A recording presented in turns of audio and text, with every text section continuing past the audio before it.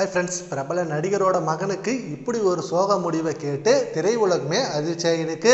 இவருக்கு ஆல்ரெடி உடல்நிலை சரியில்லை, ஆனால் இப்போவும் இந்த மாதிரி முடிவு இவருக்கு ஏற்பட்டிருக்கணுமா அப்படின்னு ஏகப்பட்ட பேர் அவங்களோட சோகங்களை வெளிப்படுத்திட்டு இருக்காங்க. தமிழ் சினிமாவில் இப்படி ஒரு நடிகரை நிறைய பேர் மிஸ் பண்ணது உண்டு.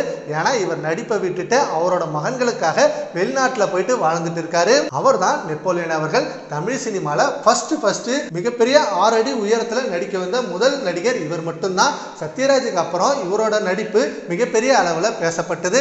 இவர் ஃபர்ஸ்ட் வில்லனா தான் அறிமுகமானார். ஆனால் இவரோட கனவு, நான் படத்தில் ஹீரோவாக தான் நடிக்கணும், எங்கள் அப்பா சொல்கிற பேச்சை கேட்டு மீறி நான் இங்கே வந்திருக்கேன்னா என்னோட ஆசைக்காக மட்டும்தான் அப்படின்னு சொல்லி நிறைய படத்தில் ட்ரை பண்ணியிருக்காரு. ஆனால் நிறைய படத்தில் இவரை சின்ன சின்ன ரோலில் தான் யூஸ் பண்ண பார்த்துருக்காங்க. அப்போ நிறைய பேர் சொன்னது, இங்கே பாரு, நீ படத்தில் நடிக்கணும்னா சின்ன சின்ன ரோல்லாம் நீ வந்து தான் ஆகணும், அண்டு இதை வச்சு தான் நீ மிகப்பெரிய அளவில் போகணும், நீ ஃபஸ்ட்டே ஹீரோனா கண்டிப்பாக யாரும் ஏற்றுக்க மாட்டாங்க அப்படின்னு ஏகப்பட்ட டைரக்டர் சொல்லியிருக்காங்க. ஆனால் இவர் இருந்தும் இல்லைங்க, நான் அதுக்காக தான் வந்திருக்கேன் அப்படின்னு சொல்லி வெயிட் பண்ணியிருக்காரு. அப்போ தான் பாரதி ராஜா கூப்பிட்டு அவரோட படத்தில் நீ இந்த ரோல் பண்ணதுக்கு அப்புறம் படத்தில் நிறைய நடிக்க சான்ஸ் வரும், அப்படி வரலன்னா நான் வேற ஏதாவது நான் என் படத்துலேயே ஒன்று ஹீரோவாக பண்ணுறேன் அப்படின்னு சொன்னார். சரின்னு ஓகேன்னு சொல்லிட்டு அந்த படத்தில் வில்லனா அறிமுகமானார்.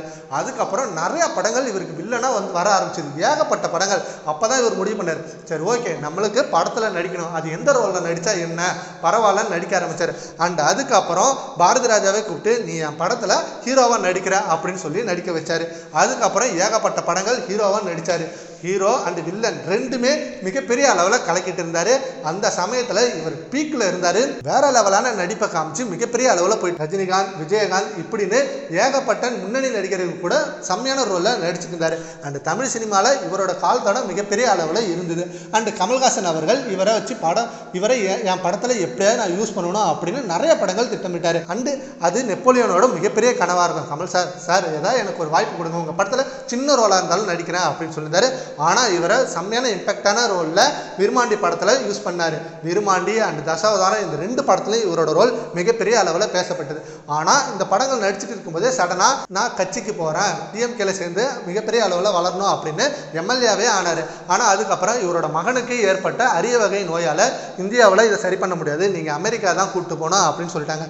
இங்கே இருக்கிற சொத்தை எல்லாத்தையும் விற்றுட்டு அமெரிக்காவில் அவரோட மகனுக்காக மிகப்பெரிய அளவில் ஒரு வீடை ரெடி பண்ணி அந்த வீட்டில் இவருக்கு செம்மையான வசதியோட ஏற்பாடு பண்ணி இவரை ஹாஸ்பிட்டல் மாதிரியே மாற்றி அவர் பத்திரமா பார்த்துக்கிட்டாரு.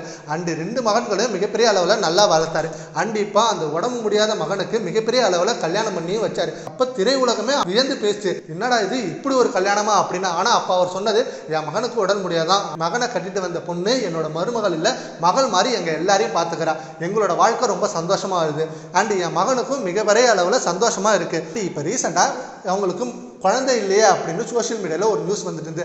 ஆனால் அதுக்கு நெப்போலியனோட மருமகள், குழந்தை இல்லைன்னா என்ன, குழந்தை இருந்தால் தான் திருமணம்னு இல்லை, குழந்தை இல்லைனாலும் எங்களோட திருமண வாழ்க்கை நல்லா தான் போகுது அப்படின்னு பேசின வாயெல்லாம் செருப்பால் அடித்த மாதிரி ஒரு பதிலடி கொடுத்து மூட வச்சாங்க. அண்ட் இப்போ வரைக்கும் அவங்களோட திருமண வாழ்க்கை சூப்பராக போயிட்டு இருக்கு. ஆனால் சோஷியல் மீடியாவில் இவங்களை பற்றி ஒரு தப்பான நியூஸ் வந்துட்டு இருக்கு. பட் அதுக்கெல்லாம் செம்மையாக முற்றுப்புள்ளி வைக்கிற மாதிரி நெப்போலியன் ஃபேமிலி செம்ம ஹாப்பியாக வாழ்ந்துட்டு இருக்காங்க.